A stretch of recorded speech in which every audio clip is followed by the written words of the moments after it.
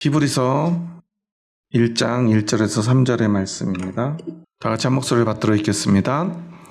옛적의 선지자들을 통하여 여러 부분과 여러 모양으로 우리 조상들에게 말씀하신 하나님이 이 모든 날 마지막에는 아들을 통하여 우리에게 말씀하셨으니 이 아들을 만유의 상속자로 세우시고 또 그로 말미암아 모든 세계를 지으셨느니라.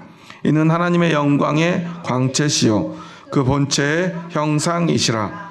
그의 능력의 말씀으로 만물을 붙드시며 죄를 정결하게 하는 일을 하시고 높은 곳에 계신 지극히 크신 이의 우편에 앉으셨느니라. 아멘.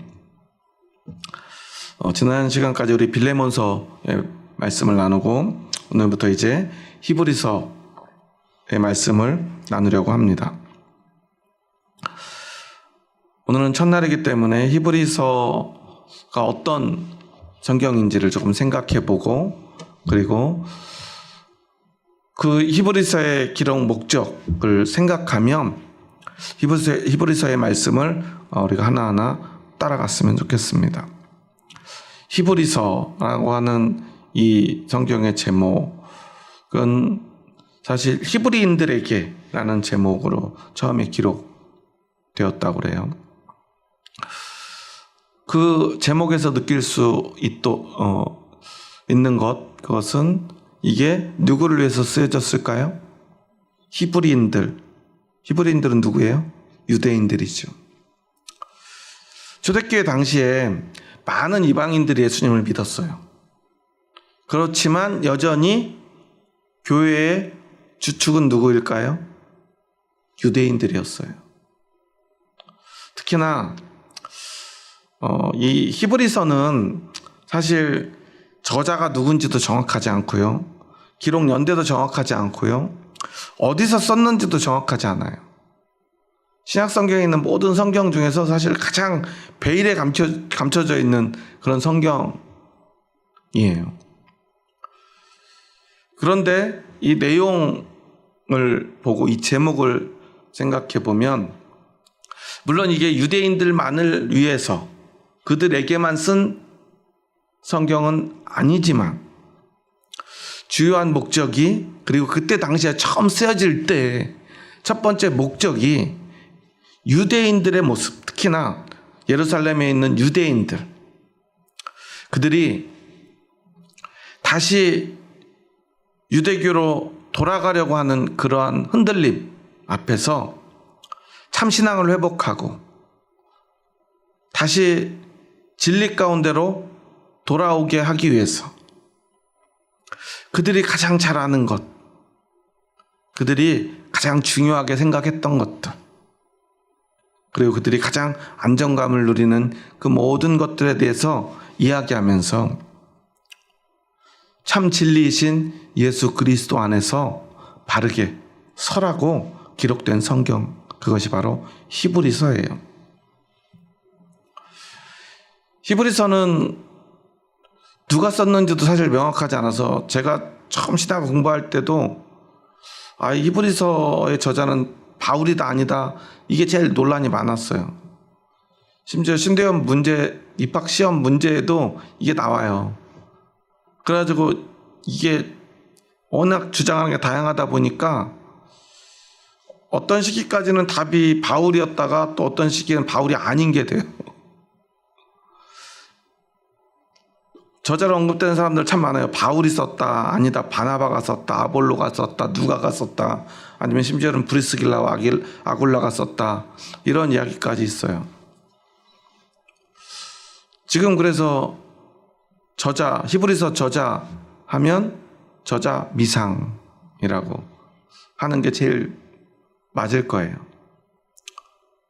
그런데 이 내용이 굉장히 바울이 쓴 것 같은 부분들이 많은데, 또 그러면서도 바울은 조금 즉흥적으로 글을 쓰는 편인데 굉장히 신학적으로 다듬어서 글을 쓴 부분들이 있기 때문에 바울은 아닌 것 같다라는 평가를 받아요. 기록 연대도 사실은 이 히브리서 자체에는 정확하게 어떤 이것을 주해볼 만한 내용이 없지만 신학자들은 이게 한 AD 60년대 후반쯤 한 67년에서 AD 70년경에 쓰여졌을 거라고 추측을 해요. 뭐 여러 가지 이유가 있는데요. 그건 우리에게 그렇게 중요하진 않지만 이렇게 히브리서가 기록된 그 목적을 우리가 생각해 보면서 우리가 이 성경을 읽으면 이 말씀이 우리에게 조금은 더 다르게, 아니 더 정확하게 다가올 수 있다는 거예요. 유대인들은요, 끊임없이 이 유대교와 기독교를 혼란스러워해요. 유대인들은 태어나면 어떤 종교를 가지고 있는 거예요? 유대교를 가지고 있는 거예요. 그러니까 유대교라는 이름을 생각해 보면 유대인들인데 유대교예요. 그러니까 우리로 말하면 어떤 거와 비슷한 거죠? 한국인들에게는 무슨 교예요? 한국교 같은 거죠. 그런데 한국인이 한국교가 아닌 기독교를 갖는다는 거 되게 어려운 일이라는 거예요. 우리나라는 어떤 종교를 가진 국가입니까? 아니죠. 종교의 자유가 주어진 국가죠. 종교의 자유라는 것, 이것의 의미를 사람들이 좀 헷갈려해요. 종교의 자유라는 것, 그 다음에 요즘 작년부터 그런 얘기가 많이 나왔었는데 정교 분리에 대한 이야기들, 정치와 신앙이 분리되어야 된다. 이런 것들을 우리가 조금 잘 모르고 헷갈리다 보니까 막 혼재해서 쓰는데요. 종교의 자유는 태어나면서부터 결정된 종교가 없다는 거죠. 그렇죠? 그런데 진짜 그런가요? 물론 국가가 정하진 않아요. 그렇지만 보통 불교 집안에 태어난 아이는 태어나면서부터 종교가 결정되죠. 기독교 집안에 태어난 아이들은 대부분 자기 의지와 상관없이 그 부모님 때문에 종교가 기본적으로 결정되죠. 그러니까 법적으로는 종교의 자유를 가지고 있지만 실제적으로는 종교의 자유가 없는 경우가 참 많아요. 어쨌거나 우리는 국가의 통제를 받진 않는 종교의 자유를 가진 사람들인 것은 분명해요. 그런데 유대인들에게는 그런 자유가 있어요, 없어요? 없었다는 사실이에요. 유대인으로 태어난다는 것은 유대교인이 된다는 거예요.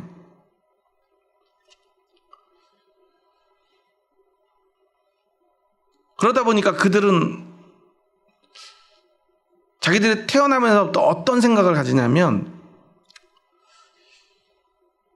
유대교인이기 때문에 유대교가 아닌 사람들을 배척을 해요.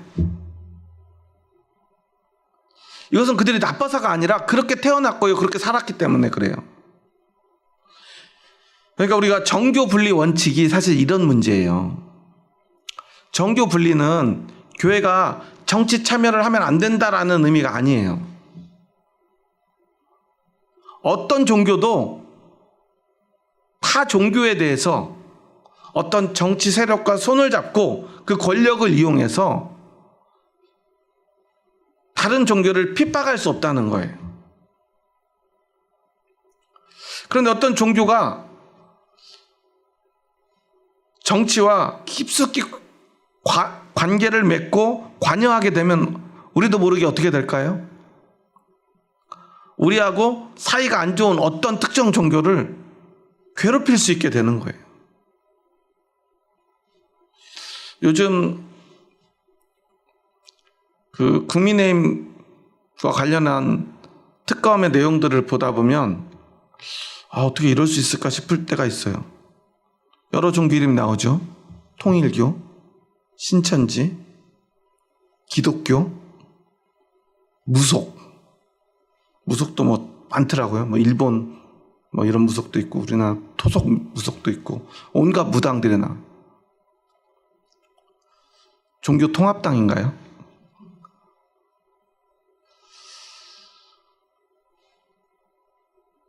그런데 참 이상하죠. 평소 같으면 하나가 될 수 없는 종교들이잖아요. 근데 어떻게 그 성당 안에서 하나가 되고 서로 완전히 다르고, 심지어 기독교와 통일교나 신천지는 결코 함께하지 않잖아요. 왜냐하면 특히나 기독교, 통일교, 신천지는 그냥 타종교가 아니라 이단이잖아요. 우리가 무속이나 완전한 다른 종교들하고 거리를 두거나 어떤 이야기를 할 때 그 문제는 그냥 그들의 종교의 자유의 영역으로 우리가 조금은 자유해요. 그런데 이단의 문제는 다르죠. 왜냐하면 이단들은 우리를 신앙으로 공격하기 때문에 그래요. 그런데 권력의 중심에 들어가서 각자 그 권력과 손을 잡아요.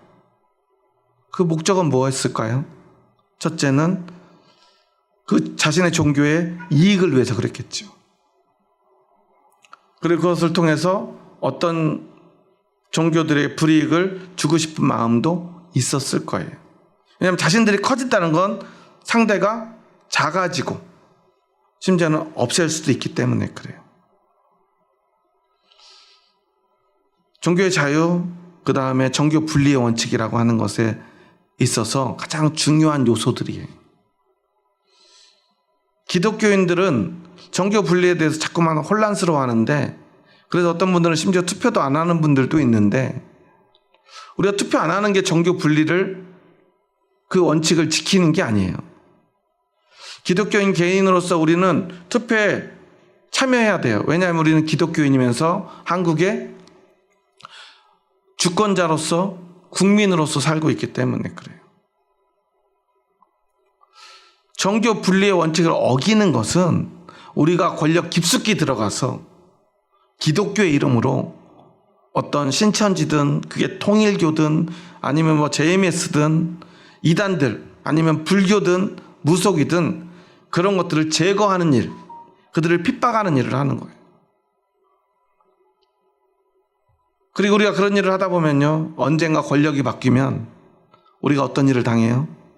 그 어떤 종교로부터 우리가 그 권력과 그 종교에 의해서 핍박받는 일이 생길 수 있다는 사실이에요.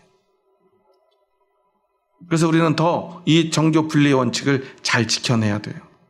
헌법이 그걸 정하고 있고요, 우리 기독교가 그것을 지지하고 있는 이유입니다. 우리에겐 신앙의 자유가 있어요.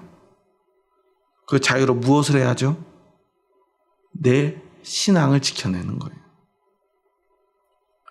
우리에겐 그래서 오늘 신앙의 자유가 있기에 내 신앙 때문에 누구로부터도 핍박받지 않고 예배드릴 수 있고요, 내 신앙에 대해서 자유롭게 누구에게든 이야기할 수 있어요. 많은 사람들이 뭐 동성애법 뭐 이런 얘기하면서 우리가 그런 법안이 통과되면은 신앙의 자유를 잃어버리고 우리의 신앙의 자유로 이야기하면 뭐 목사님들 감옥에 간다, 그래서 설교할 목사님들이 하나도 없어질 수 있다, 이런 얘기 하는데 그건 헌법에 위배되는 말이에요. 우리는 신앙의 자유가 있어요. 신앙의 자유로 우리 신앙의 이야기를 언제든 할 수 있어요. 어떤 법이 그 헌법을 바꿀 수 있습니까? 헌법 위에 설 수 있습니까? 그런 건 두려워할 필요가 없어요. 오늘날 우리는 그래요. 그런데 유대인들은 그렇지 못했어요. 기독교인들은요, 유대인에 의해서 핍박받았어요. 왜냐하면 그들에게는 종교의 자유가 없었고 정교 분리의 원칙도 없었기 때문에 그래요. 그들에게는요, 유대인으로 태어난다는 것은 유대교인으로 살아가고 유대교인으로 태어난 거예요. 유대인이 유대교가 아닌 다른 종교를 갖는다는 것은 불법이었어요. 그런데 그들이 지금 어디서 살아요? 예루살렘에서 살아요. 사도 바울이 복음을 전하다 막 돌에 맞아 죽을 뻔한 일이 있고요, 붙잡혀가지고 막 그 곤장을 우리로 말하면 곤장 같은 건데 막 태형을 당하죠. 매를 맞아요. 회초리로 종아리를 때리는 게 아니에요. 죽을 만큼, 아니 더 정확하게는 죽기 직전까지 때리는 건데요. 사실은 그 매를 맞으면요, 죽기 직전까지 때린다는 것은 뭐냐면 맞는 동안에 안 죽는 거예요. 언제 죽어요? 맞은 다음에 죽는 거예요, 보통은. 그러한 처참한 고문을 당해요. 감옥에도 갇히고요. 그런데 그 이유가 물론 공식적으로는 어떤 그 지역의 미풍양속을 해쳤거나 누군가에게 불이익을 주었다라는 이유이지만 실제로는 그 이면에 유대인들의 정치력이 있었어요. 그들이 그 지역에 가서요, 바울을 모함해서 감옥에 가두거나 아니면 죽이거나 고문받도록 했던 거예요. 이방 나라에까지 가서도 그런 일을 했던 게 유대인들이에요. 기독교를 핍박하기 위해서. 그러면 예루살렘에 사는 예루살렘 교회의 기독교인들은 얼마나 핍박을 받았겠습니까? 얼마나 고통을 받았겠습니까? 기독교인으로 산다는 것이 얼마나 괴로웠겠습니까?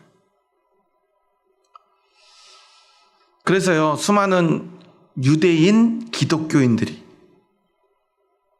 유대교에서 기독교로 개종한 후에 예수 그리스도를 믿지만 무엇을 함께 하냐면요, 율법의 행위를 함께 지켜내요. 두 가지 이유에서요. 첫째는 그것이 익숙하기 때문에. 그 종교적 행위를 해야 마음이 편해요. 그러니까 어때요? 유대인 기독교인들이 할례를 받았을까요? 안 받았을까요? 아마 다 받았을 거예요. 기독교인인데 아들이 태어나요. 할례를 행했을까요? 안 했을까요? 했을 거예요. 왜냐하면 그러지 않으면 하나님의 백성이 아닌 것 같아요. 그러니까 기독교인이라고 해서 뭐 다른 종교가 아니잖아요, 사실은. 유대교라고 하는 것도 여호와 하나님을 믿는 종교이고, 기독교도 어때요? 하나님을 믿는 종교죠. 그런데 하나님께로 나아가는 방법이 다르죠. 유대교는 오세오경을 비롯한 율법을 지킴으로 말미암아. 그런데 우리는 율법이 아니라 누굴 믿어요? 예수님을 믿음으로 말미암아 하나님의 백성이 되는 거예요. 그런데 이제까지 그들에게 하나님의 백성이라는 징표는 뭐였습니까? 할례였죠. 할례는 눈에 보여요, 안 보여요? 보지 않아도 아파요.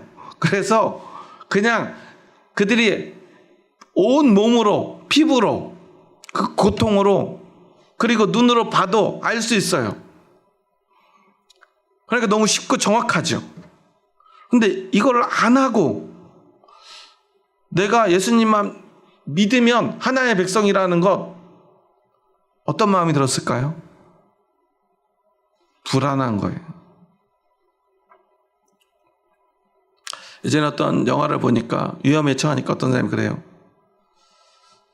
하나님, 부처님, 알라신이요 막 이러면서 온갖 야, 넌 하나만 해. 그러니까 야, 이왕이면 다 불러야 그중에 한 분이라도 도와주실 거 아니야. 확률적으로 이게 훨씬 나아. 그러니까 너 다 불러. 사람의 마음이에요. 본성이에요. 그래서 유대인들도요, 하나님을 섬기면서도 이방신들을 많이 섬겼던 것 같아요. 오늘 한국 기독교인들은 어떻죠? 기독교인들은 다를까요? 별반 다르지 않아요. 어느 나라에든 복음이 들어가면요, 기독교는 늘 그 지역에, 그 나라의 토속 신앙들과 뒤섞이기 시작해요. 물론 기독교는 굉장히 사람들의 표현을 빌자면 배타적이라, 유일신 하나님, 오직 예수 그리스도, 오직이라는 말을 붙이면서 굉장히 배타적으로 신앙생활을 한다고 하지만, 정작 신앙생활에 깊숙이 현실로 들어가면 많은 사람들이요, 기존에 내가 하던 행위들을요, 예수님을 믿어도 계속해요. 한국에서 그런 게 뭐가 있을까요? 예수님을 믿기 전부터 하던 것을 예수님 믿고도 계속 하는 게 있어요. 그 대표적인 게 뭐죠? 여러 가지가 있는데 대표적인 게 두 가지가 있어요. 제사 문제와 그다음에 새벽 기도. 지금은 제사는 뭘로 대체해요? 추도 예배, 추모 예배. 그렇죠? 그리고 과거에는 그걸 거부하다가 이게 핍박을 당하고 순교를 하신 사람들도 많았죠. 천주교가 먼저 들어와서 박해를 다 받아가지고 그리고 100년 후에나 이제 기독교가 들어와서 기독교는 제사 문제로 그렇게 박해를 받진 않았어요. 왜냐하면 그 시대가 혼란한 시대였기 때문에 기독교를 박해할 여력이 없었죠. 그리고 시대가 한번 바뀌었었고요. 그래서 기독교는 제사 문제를 전면에 내세우지 않았어요. 왜냐하면 한국 사회의 특징을 이해했기 때문에. 그런데 정작 그렇게 순교한 천주교는 지금 어떻게 하고 있죠? 제사를 전면 허용하고 있죠. 천주교는 제사 다 드려요. 제사를 지내요. 우리처럼 추도 예배가 아니에요. 왜냐하면 너무 극심한 박해를 받았기 때문에 그들은 선교적 차원에서 제사를 전면 허용해 줬어요. 그리고 그것의 신학적 의미까지 다 만들어졌어요. 제사를 드려도 되는 이유에 대해서. 그건 잘못되었죠.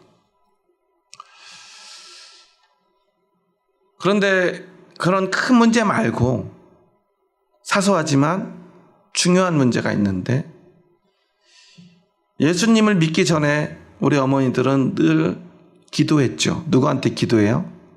천지신명께. 언제요? 새벽 동틀 무렵에 정한수를 떠놓고. 그런데 예수님을 믿었어요. 예수님께만 기도하면 돼요. 그런데 습관은 어디에 가 있어요? 천지신명께 새벽에 정한수를 떠놓고 기도하던 그 우리의 종교적 습관은 남아 있어요. 그러니 우리는 어떻게 해요? 새벽에 하나님께 기도해요. 그게 뭐예요? 새벽 기도예요.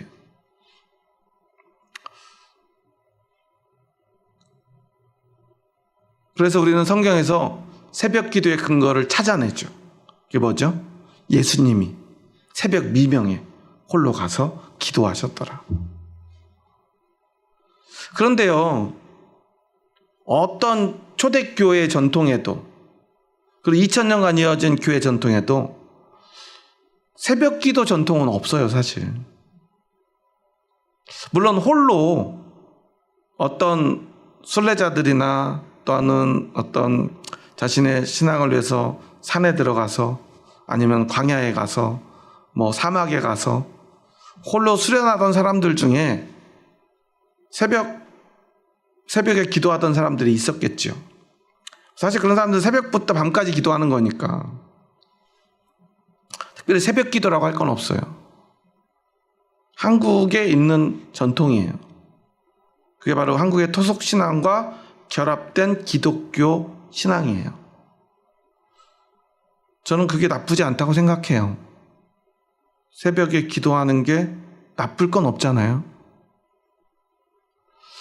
그런데 우리가 새벽에 하는 기도의 핵심이 뭐죠? 새벽에 하는 기도의 핵심이 뭐예요?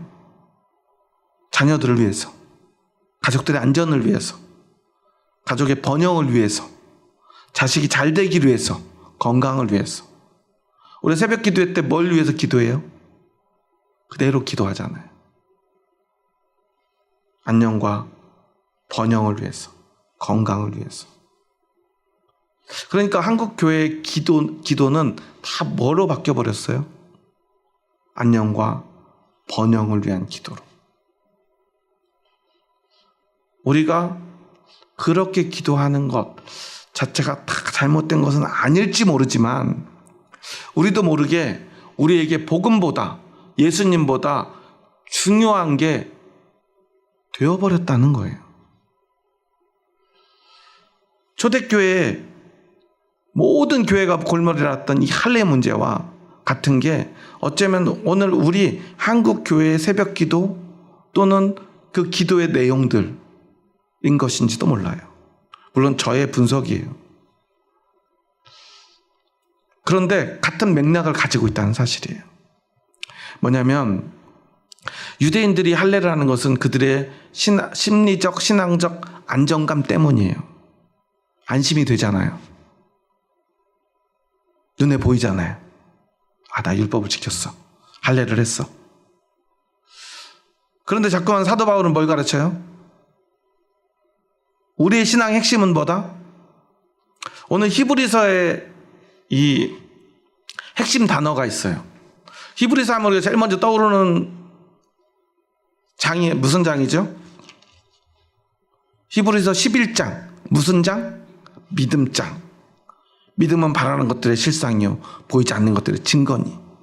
믿음으로 모든 세계가 하나님 말씀으로 지어진 줄 우리가 아나니. 믿음으로 아벨은 가인보다 더 나은 제사를 하나님께 드림으로 믿음으로 에녹은 죽음을 보지 않고 믿음이 없이 하나님을 기쁘시게 하지 못하나니. 핵심 단어가 뭐예요? 믿음이죠. 히브리인들에게요 믿음에 대한 이야기를 하는 것이 바로 히브리서입니다. 그런데 믿음에 대해서 이야기하기 위해서 사용하는 단어들은 조금 달라요. 결국 믿음을 얘기하기 위해서는 누굴 얘기해야죠? 예수님을 이야기해야죠. 그래서 히브리서의 전반적인 내용은 뭐냐면 믿음장 전까지 계속 예수님은 누구인가?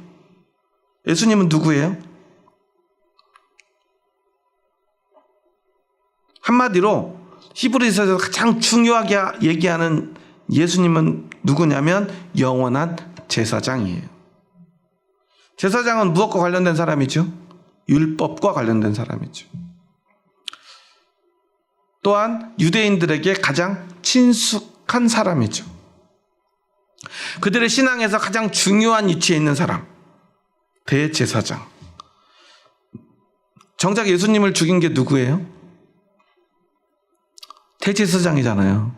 대제사장이 고발해가지고 총독에게 고발을 하고 이거 죽일 만한 죄를 못 찾겠는데 아닙니다. 죽여야 됩니다. 사람들에게 물어보세요. 강도보다 더 나쁜 놈입니다. 그래서 안 그럴 것 같은데 빌라도 총독이 물어보잖아요.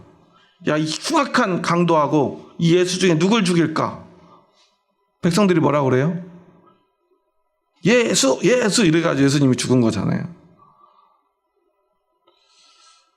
그런데 예수님은 그러한 잘못되고 왜곡되고 백성들을 고통에 빠뜨린 제사장이 아니라 하나님 나라의 영원한 제사장, 이 땅에 잠깐 있다가 마는 제사장이 아니라 완전한 제사장.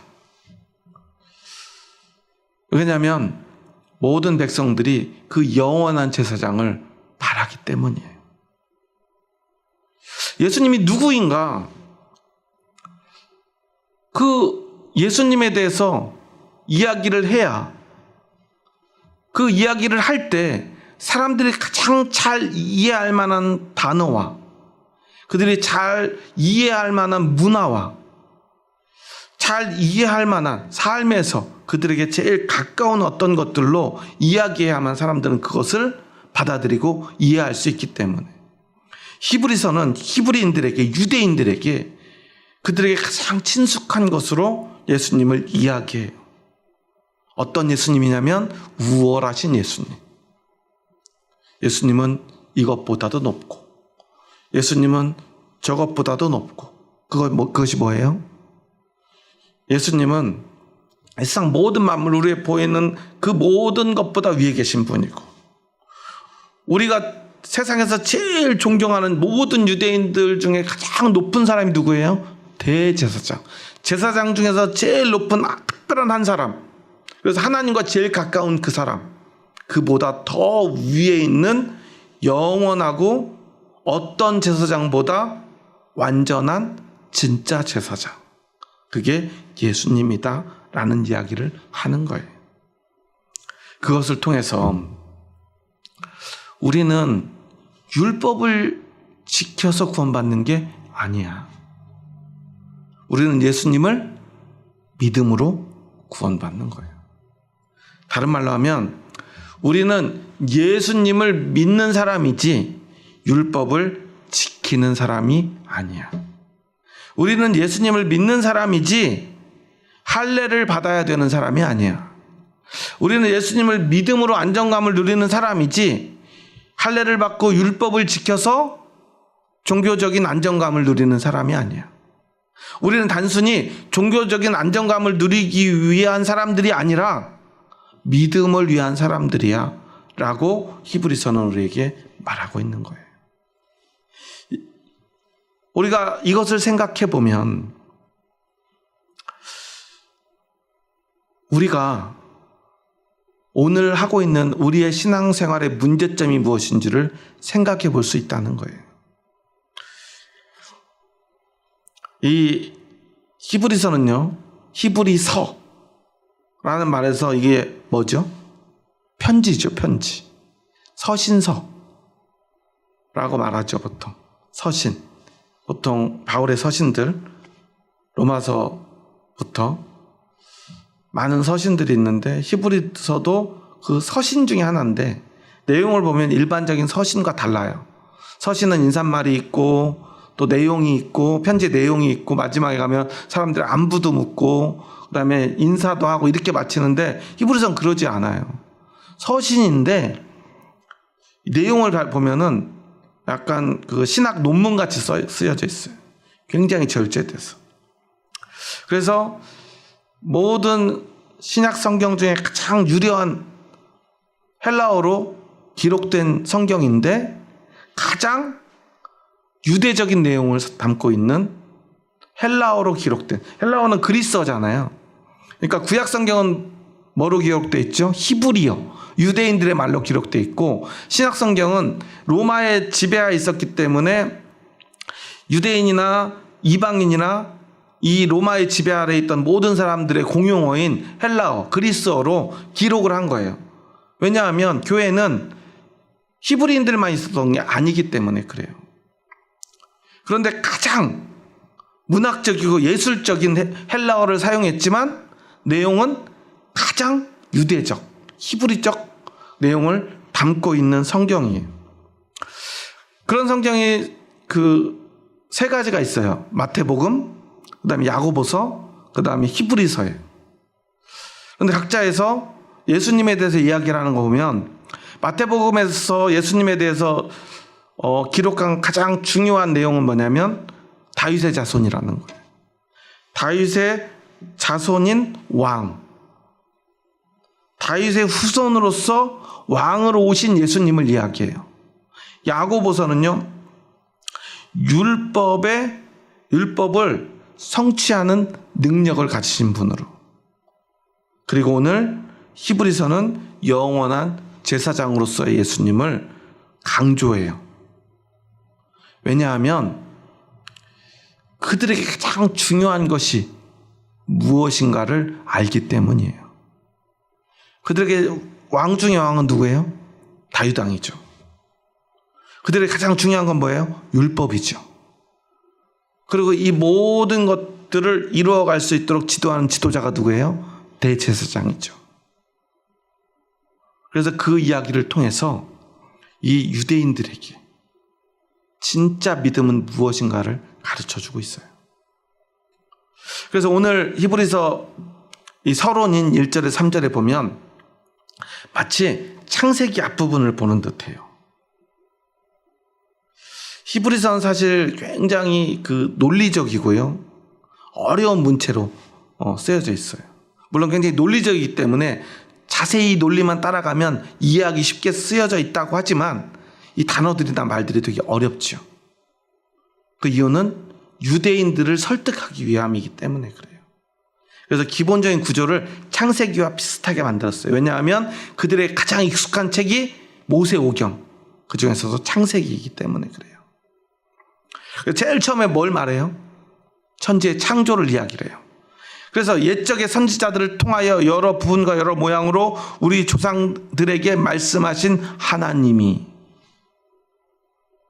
뭐래요? 이 모든 날 마지막에는 아들을 통하여 우리에게 말씀하셨으니 이 아들을 만유의 상속자로 세우시고 또 그로 말미암아 모든 세계를 지으셨느니라.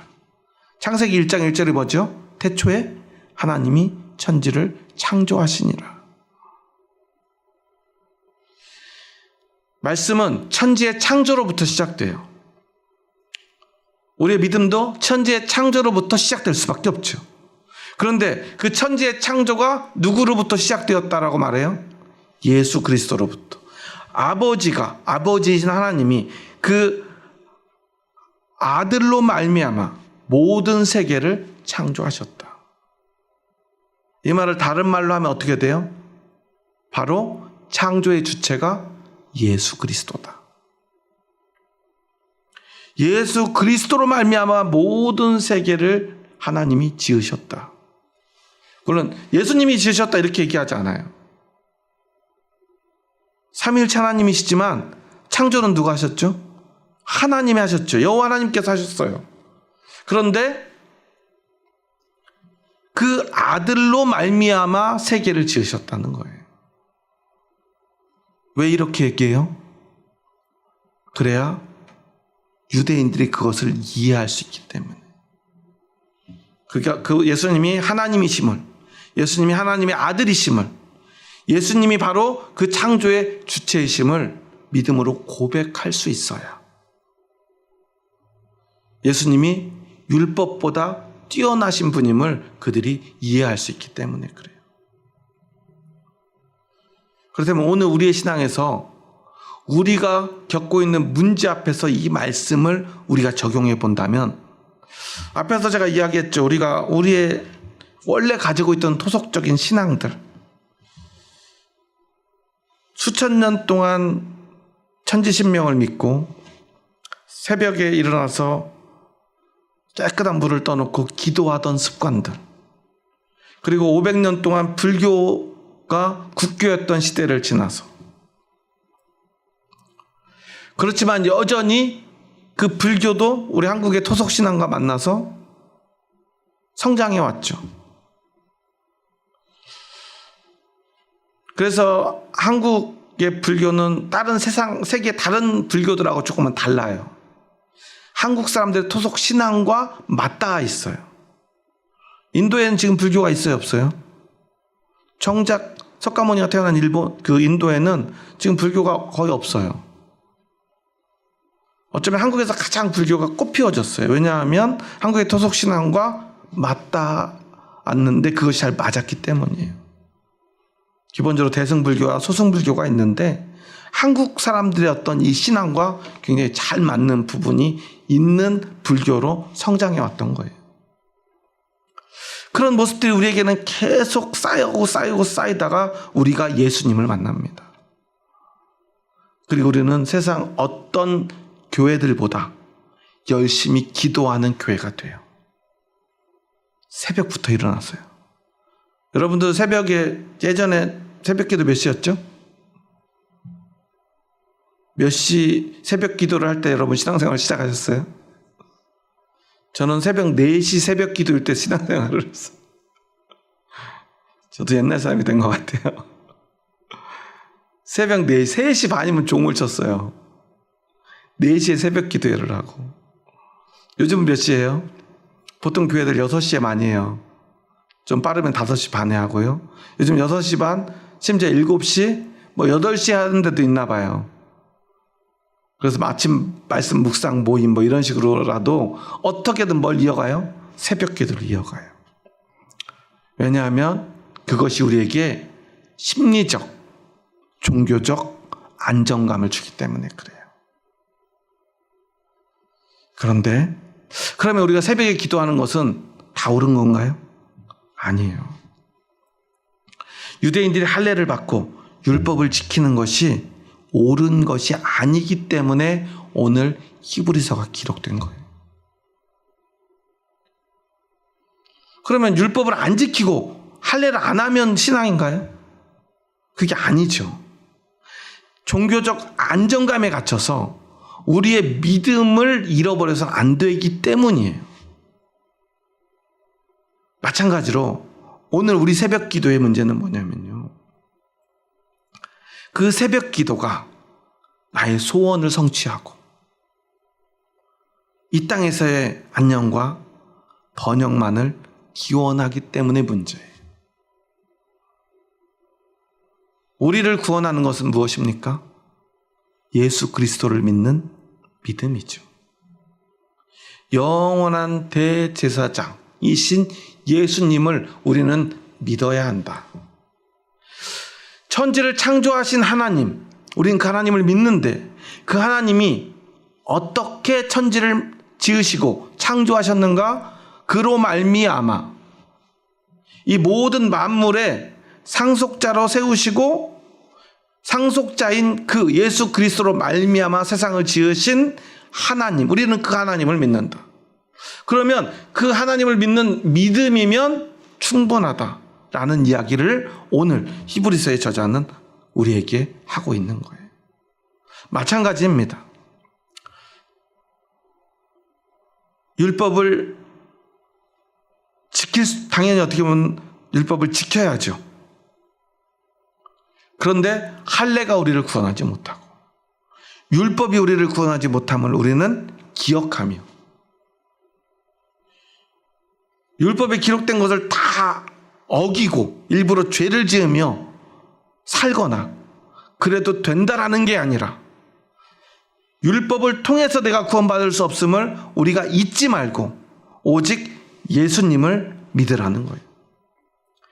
그렇기 때문에 예수님을 믿으면 불안하니까 율법도 지키는 행위를 멈추라는 거예요.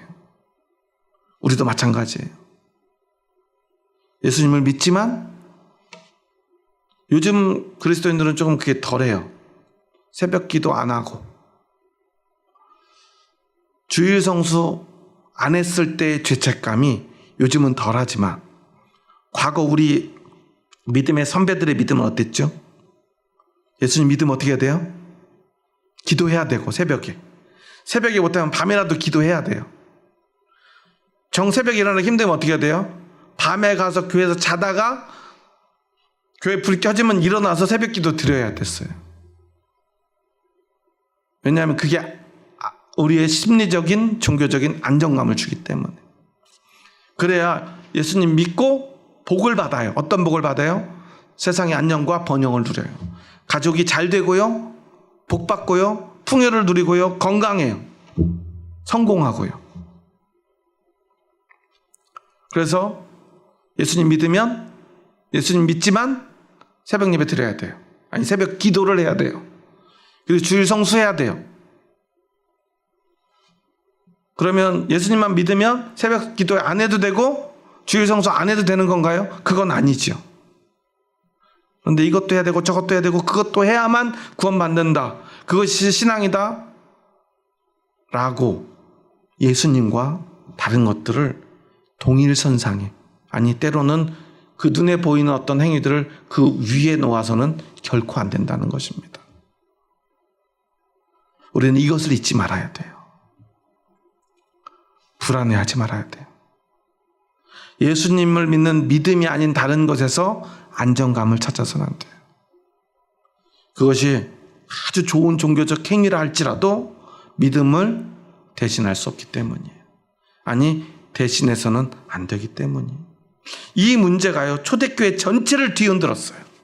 할례의 문제가, 율법주의의 문제가. 이게 가장 큰 초대교회의 도전이었어요. 오늘 한국교회의 도전은 그러면 무엇입니까? 우리에게도 사실은 한국만 있는 율법주의가 있는 거예요. 저는 사실 개척을 하고요, 목회를 하고 특히나 이 고산 지역에 이사 와서 가장 우리 목회를 어렵게 하는 문제와 직접 부딪히며 오늘도 싸우고 있는데요. 그게 뭐냐면 코로나 문제예요. 한국 교회는요 코로나 이전과 이후로 완전히 나눠졌어요. 어떤 문제가 생겼죠? 주일 성수의 문제.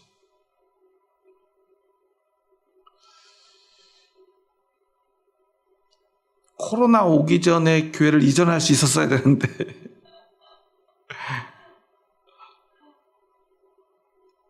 왜 나는 돈이 없어가지고 아니면 하나님은 좀 이전을 하게 해줄 거면 좀 빨리 하게 해주시지. 정말 힘들게 딛고 여기 어쩌면 이 새로운 곳으로 이렇게 힘들게 왔는데 하필이면 코로나가 끝나고 오게 만드셨나. 개인적으로는 사실 굉장히 힘든 시간을 보내고 있지만 신앙적으로는 하나님이 이 우상을 타파하기 원하시는구나. 우리가 진짜 진리를 찾아가기 원하시는구나. 오직 믿음만으로 교회가 세워지기를 원하시는구나 하는 고백을 드려요. 교회를 보면 너무 안타깝지만 특히 우리 교회를 보면 너무나 때로는 화가 나고 그때 코로나 때 예배를 금지시켰던 문재인 대통령이 원망스럽고 그때 우리 교회도 그냥 남들이 다 예배를 안 드려도 그냥 무슨 하얀 옷 쓰고 마스크 막 쓰고 예배 드렸던 어떤 교회처럼 우리도 그냥 주일 예배를 강행했어야 되나 막 이런 생각까지 들어요. 그렇지만 우리에게 중요한 것은 그로 인한 어떤 번영, 부흥, 그것보다 더 중요한 것, 참 신앙, 참 믿음을 회복하는 것이기 때문에 이 어려운 순간에 우리는 오히려 이것이 우리가 참 신앙을 회복할 기회임을 믿고 참 신앙과 참 믿음, 참 진리 가운데로 나아가야 된다는 사실이에요. 주일 성수 우리 신앙에 너무 중요하죠. 주일 성수 하지 않아도 되는 것이 결코 아니죠. 저도 누구보다 주일 예배를 강조하고 중요하게 여기는 사람입니다. 주일 예배는 우리의 믿음과도 같은 것이지만 이 주일 성수라고 하는 신앙이 종교적 행위가 믿음을 대신할 수는 없다는 거예요. 믿음보다 위에 있을 수는 없다는 거예요. 새벽 기도가 우리의 신앙의 척도일 수 있지만 그것처럼 보이지만 그리고 그렇게 열심히 기도하는 사람들이 성공하는 모습들을 바라보며 우리는 더 열심히 기도하기 원하지만 우리의 기도가 믿음이 아닌 나의 성공과 번영을 위한 것이라면 우리는 과감히 그것을 멈출 수 있는 믿음의 용기가 필요하다는 거예요. 잘못된 과거의 신앙적 행위가 오늘의 믿음을 대신할 수 없음을 우리는 기억해야 합니다. 여러분은 진짜 믿음이 있으십니까? 믿음이면 충분합니까? 혹시 믿음이 있지만 불안하십니까? 그래서 열심히 새벽에 나와서 기도하십니까? 믿음이 있지만 불안하기에 주일 성수도 해야 된다고 생각하며 예배를 드리십니까? 이 주일 성수가 내 믿음을 증명해 줄 거라 여러분 생각하십니까? 믿음 있는 사람은 당연하게도 주일 성수를 할 것입니다. 예배가 우리에게 너무나 소중하기 때문입니다. 믿음은 우리를 예배로 인도합니다. 하지만 그 주일 성수가 우리의 믿음을 대신하거나 보완해 줄 수 없다는 사실을 기억하시기 바랍니다. 그래서 하나님은 우리에게 그것을 깨트릴 기회를 주신 것인지도 모릅니다. 자신의 번영, 가족들의 번영과 안녕을 위해서 열심히 기도하는 그 기도가 우리의 믿음을 보완해 줄 수 없다는 사실을 기억하시기 바랍니다.